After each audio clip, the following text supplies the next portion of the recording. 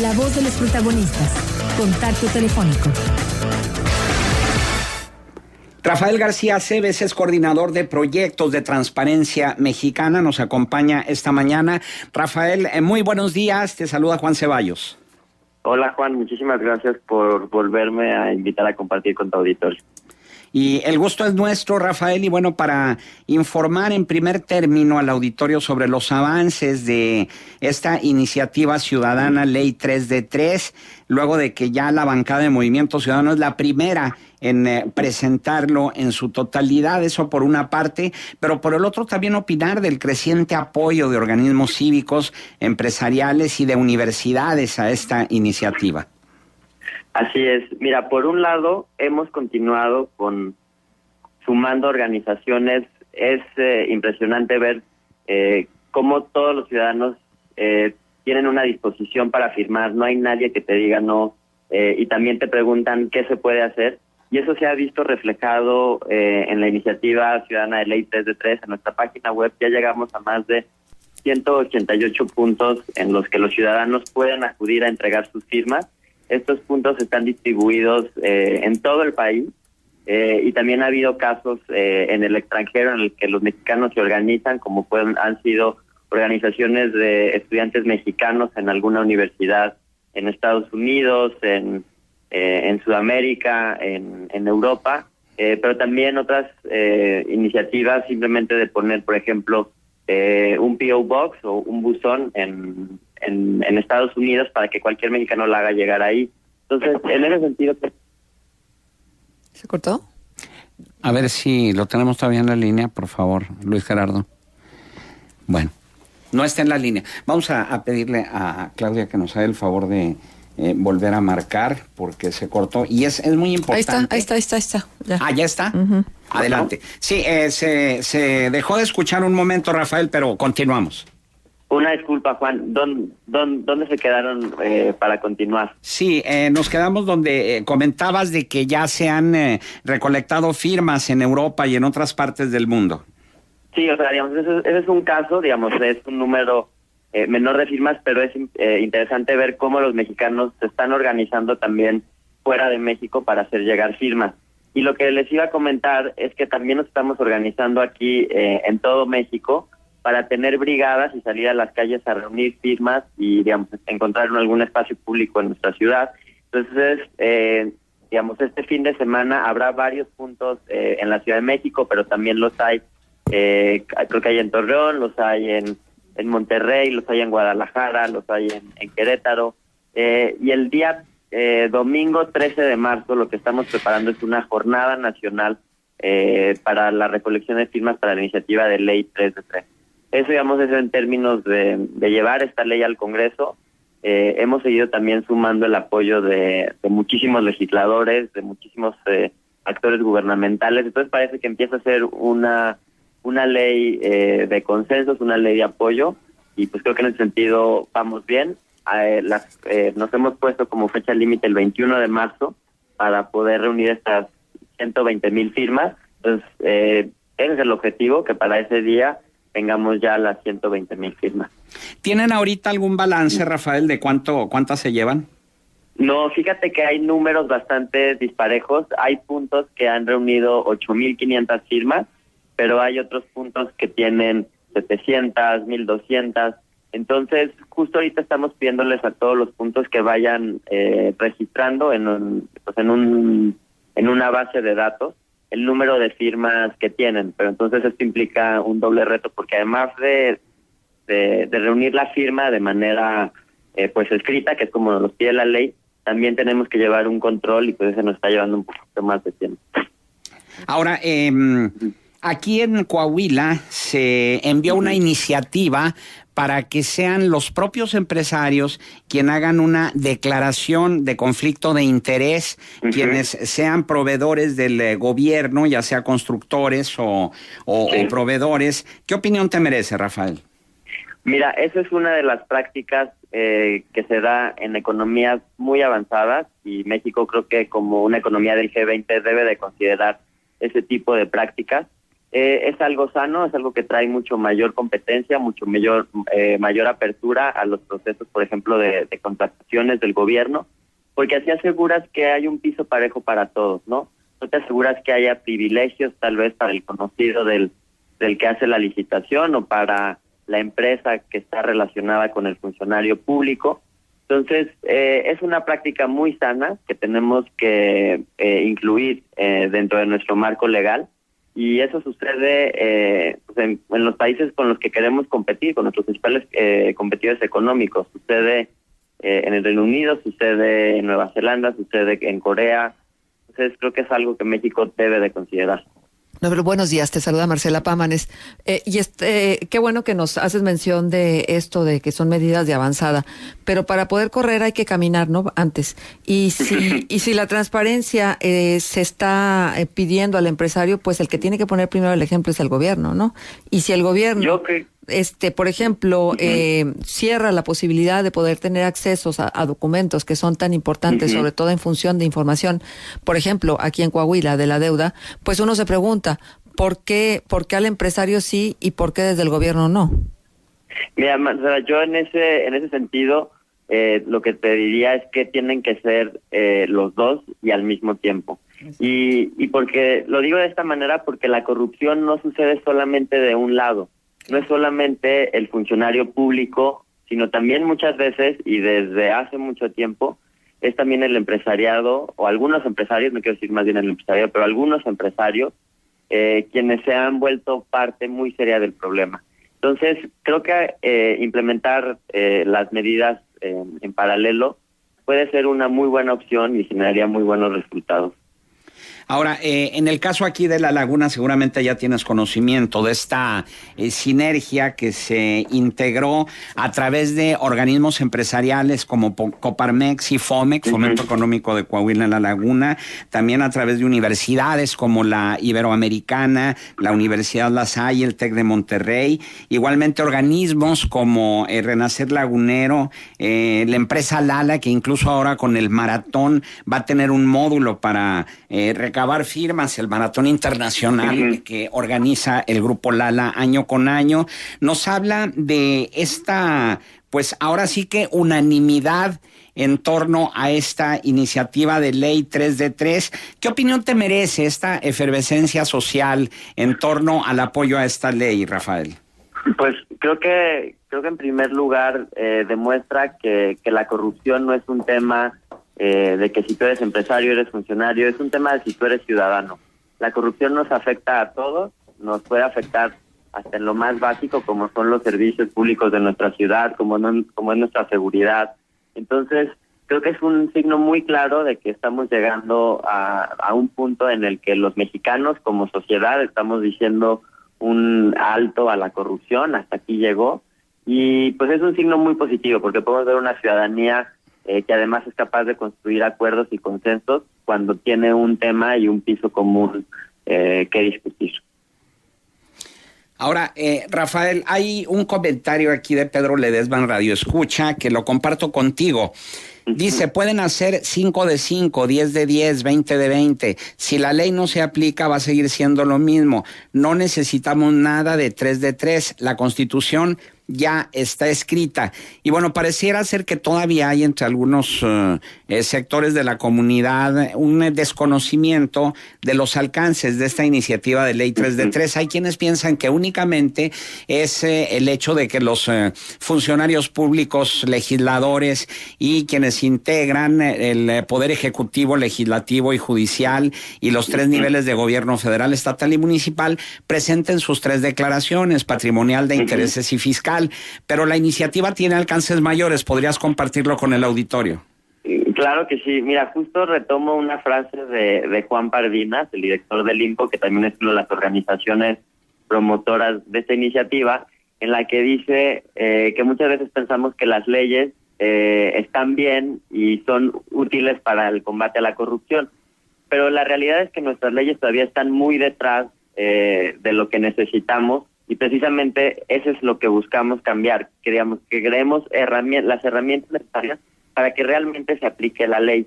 Entonces, no es solamente el 3 de 3, que creo que es muy útil que Pedro, si tiene la oportunidad, revise los formatos de declaración para que más o menos le dé una idea del tipo de información que pedimos y por qué es importante. Pero también lo que estamos proponiendo en esta ley 3 de 3, que pues ya lo platicamos la vez pasada, es más que 3 de 3, es que haya sistemas de información públicos, precisamente, por ejemplo, sobre los datos patrimoniales, sobre quiénes son los servidores públicos que han sido sancionados por corrupción y dónde se encuentran, no solamente a nivel federal, sino un registro nacional, es decir, donde se encuentren los funcionarios sancionados a nivel municipal, a nivel estatal, a nivel federal, en los 3 ámbitos de gobierno, legislativo, ejecutivo y judicial. Eso, digamos, se vuelve una herramienta para que haya mucho mayor control, y no solamente de parte del gobierno, sino también de nosotros los ciudadanos. Se están proponiendo que el gobierno tenga que crear canales de denuncia anónimos y seguros para actos de corrupción. Hay muchísimas, tenemos 15 puntos muy claros sobre este tema, pero precisamente lo que buscamos es darle la vuelta en ese sentido. Pensamos que nuestras leyes nos ayudan al combate a la corrupción, pero no. Entonces, si empezamos a cambiar la ley de responsabilidades, vamos a empezar a tener herramientas para realmente identificar, investigar y sancionar casos de corrupción. Tenemos también este otro comentario de Ricardo Rubalcaba, y él nos dice lo siguiente: Pedro Ferriz de Con juntó 2 millones de firmas para eliminar a los diputados plurinominales. 2 millones de firmas no pudieron hacer absolutamente nada. Cuando el poder no quiere cambiar, no hay poder ciudadano que lo logre. ¿Qué se espera juntar con 120,000 firmas? Híjole, yo aquí sí voy a romper un mito, el mito de Pedro Ferriz. Las firmas que reunió no fueron, en apego a la ley, al ejercicio de nuestro derecho de llegar a una iniciativa ciudadana de ley. Precisamente ese ha sido el reto que nos enfrentamos, que todavía nuestra ley es anacrónica, es una ley del siglo XIX que aplicamos en el siglo XXI, y en el que tienes que reunir con pluma y papel muchísimos datos de la identificación para votar. Entonces, una cosa es tener firmas y tener un change.org, pero eso no se vincula y no es capaz de activar las instituciones. Por eso es que aquí hay un reto todavía enorme como ciudadanos de pues hacer un esfuerzo, ir a uno de estos puntos, ir con nuestros formatos ya llenados a mano, entregarlos, para que realmente sean válidas nuestras firmas y podamos activar esos canales institucionales que la Constitución nos permite. A mí me encantaría que esto pudiera ser de manera digital, que fuera mucho más sencillo para el ciudadano, pero desafortunadamente la ley actualmente nos piden esos requisitos.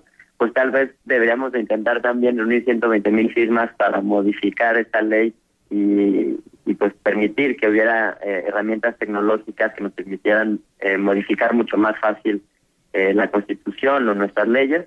Pero creo que hay que tener cuidado con esas cifras cuando alguien dice, tengo 200,000 firmas, hasta que no sean entregadas al INE y se demuestre que son las 120,000 firmas a mano. Creo que yo tendría mucho más cuidado con ese tipo de frases. Ahora, ¿qué significa para ti, para Transparencia Mexicana y para los organismos que están promoviendo esta iniciativa ciudadana Ley 3 de 3, que la bancada de Movimiento Ciudadano sea la primera en presentarlo? Pues la verdad es que es una señal positiva. Estamos por llegar al 20% de nuestros diputados federales en la plataforma. Esto demuestra que 3 de 3 pues se está volviendo, o más bien, o ya se volvió, yo lo diría, una práctica política que además surge desde la exigencia ciudadana. Creo que en el caso de Coahuila, tenemos muy pocos legisladores federales en la plataforma, entonces también creo que ahí valdría la pena que quienes los otra vez pues puedan, bueno. No, sí, ya te escuchamos. Sí, perdón, que creo que te decía que en términos de Coahuila tenemos 7 diputados, pero tal vez valdría la pena revisar quiénes son y cuántos más faltan, pero para mantener esta exigencia ciudadana. Entonces, 3 de 3 se sigue consolidando como una práctica política, ya es el 20% de los diputados en el Congreso Federal, y creo que es una señal positiva de que hay una nueva clase política dispuesta a comprometerse con la transparencia, la rendición de cuentas y el interés público. ¿Y tienes a la mano los nombres de los diputados de Coahuila que han firmado la ley 3 de 3? Mira, quienes han publicado su 3 de 3 son 7 diputados y uno se llama Yerico Abramo Mazo, Ana María Bone Godoy, Armando Luna Canales, María Guadalupe Ollervides Valdés, Flores Estela Rentería, José Refugio Sandoval y Francisco Saracho. Eso es a nivel federal. Sí. Y a nivel local, ahorita te digo quiénes son quienes se han sumado. Ustedes tuvieron elecciones, si no me equivoco, de legisladores en 2014, ¿no? Así es. Y tienen también este año, pero digamos en la sección de Durango. En Durango, exactamente. Ahí se renueva gubernatura, congreso y ayuntamientos. Entonces, ya vamos también a mantener la plataforma para candidatos. Entonces, para aquella parte de la laguna que está como más bien en Durango, creo que va a ser muy importante que mantenga la exigencia ciudadana. Y para la parte de Coahuila, lo que se refiere a su congreso local, ahorita te doy las cifras. Pues la cifra es 0. No hay ningún legislador del Congreso de Coahuila en 3 de 3, y tampoco lo está el gobernador o integrantes de su gabinete, así como ningún presidente municipal. Entonces, creo que en términos del Estado hay una gran oportunidad de que se sumen muchos más funcionarios y legisladores a 3 de 3. Y el IMCO informa que únicamente son Movimiento Ciudadano y los independientes, independientes uno solo nada más, quienes ya presentaron su declaración 3 de 3, y seguido de Movimiento Ciudadano sigue el PAN con el 25.69%, es decir, y en el caso del PRD es el 21.67%, 13 de 60, en el caso del PAN 28 de 109, y el PRI, está con el 10.10%, únicamente 21 de 208, y pues en último lugar está Morena con 2 de 36, apenas el 5.56%, pero bueno, hay que seguir abriendo brecha, Rafael, y pues seguir también de alguna manera presionando a los legisladores, y no solo a los legisladores, sino en cuanto entre en vigor esta iniciativa Ley 3 de 3, para que sean todos los de los 3 poderes y los 3 niveles de gobierno. Así es, pues ojalá puedan entrar a la página www.ley3de3.mx, pueden descargar el formato y de entregar uno de los puntos en los que se puede entregar. Hay varios en Torreón, en la zona lagunera, pero también los hay en Saltillo, en varias ciudades cercanas, también a la región. Y la otra opción también es buscar esos puntos el fin de semana, si no pueden descargar el formato, y acudir a firmar.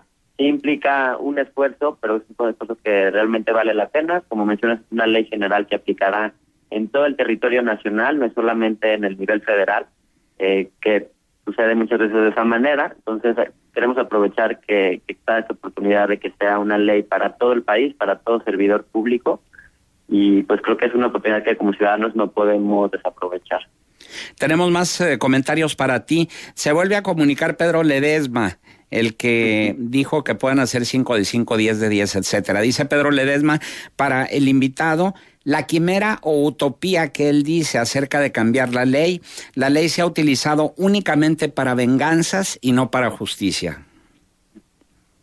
Pues creo que no le puedo decir que no. Creo que hay casos en los que se ha utilizado, pero precisamente esta vez que estamos cambiando la ley lo estamos haciendo desde la sociedad civil. Fue un grupo de especialistas quien escribió la ley que estábamos esperando los ciudadanos en términos de obligaciones para los servidores públicos. Entonces, esta propuesta de ley viene de un proceso distinto, un proceso diferente, no viene de los propios legisladores, fue un grupo de especialistas que por alrededor de 3-4 meses escribieron y prepararon esta propuesta de ley.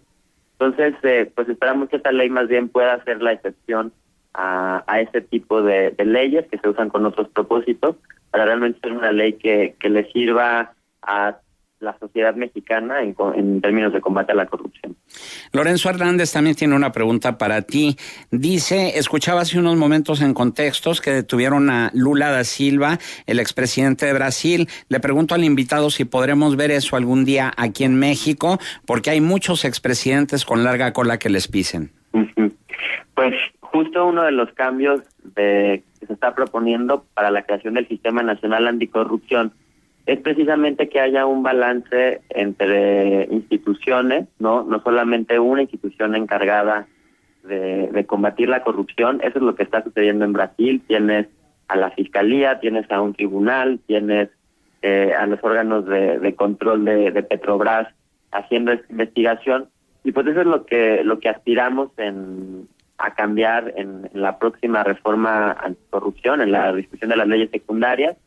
Entonces, me gustaría decir que espero ver eso en México. Creo que hay que estar muy atentos al debate legislativo que está por arrancar en términos de las leyes secundarias anticorrupción, para asegurarnos que efectivamente tendremos un sistema institucional que permita desmantelar redes de corrupción y llegar hasta sus últimas consecuencias con aquellos funcionarios o privados que se encuentran involucrados en un caso de corrupción. Tengo un comentario más, Rafael, si me permites. Dice, claro, a propósito de esto, si el PRI no permitió se aplicara la justicia a un exgobernador en España, menos encarcelarán a un expresidente de la República. Y lo que se nota en comentarios como estos, Rafael, es la desconfianza y la poca esperanza de que verdaderamente cambien las cosas. Totalmente de acuerdo. Creo que es una prueba de fuego esta reforma anticorrupción y tiene que estar a la altura de las expectativas ciudadanas para poder empezar a reconstruir esa confianza. Creo que hay que advertir que no vamos a ver resultados inmediatos en los primeros meses de la reforma anticorrupción, porque es un proceso de mayor calado. Eduardo Borges, director de Transparencia Mexicana, lo ha dicho como es un proceso de cambio de régimen, de tener nuevas reglas, nuevas estructuras para el combate a la corrupción.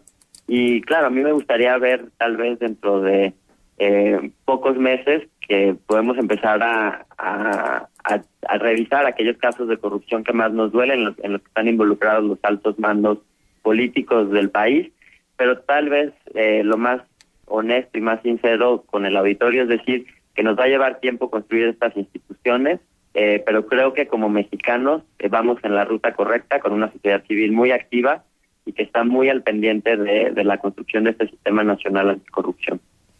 Muy bien, Rafael García Aceves, coordinador de proyectos de Transparencia Mexicana, nuestro agradecimiento por tu participación aquí en Contextos.